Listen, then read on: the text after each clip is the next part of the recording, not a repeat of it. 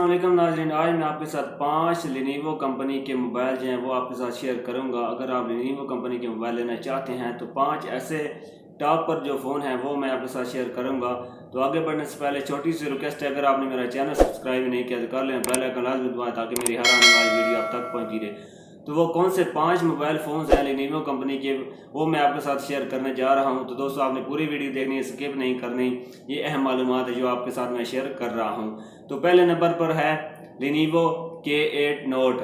یہ لینیوو K8 note جو ہے لینیوو کمپنی کا سب سے ٹاپ پر جو موبائل ہے، یہ ان میں سے آتا ہے۔ ٹاپ موبائل پہ یہ ہے لینیوو K8 نوٹ، یہ آپ لے سکتے ہیں، بہت زبردست ہے، اور اس کا یہ بھی ہے کہ رزلٹ بہت اچھا ہے۔ نمبر دو پہ لینیوو K6 پاور۔ K6 پاور جو ہے وہ لینیوو کمپنی کا سب سے اچھا موبائل ہے، ٹاپ پر موبائل ہے، یہ دوسرے نمبر پر ہے۔ تیسرے نمبر پر جو لینیوو کمپنی کا موبائل ہے وہ ہے Z2 پلس۔ Z2 پلس جو ہے یہ بھی زبردست موبائل ہے، یہ ٹاپ موبائل ہے لینیوو کمپنی کا۔ چوتھے نمبر پر ہے لینیوو زوگ Z1۔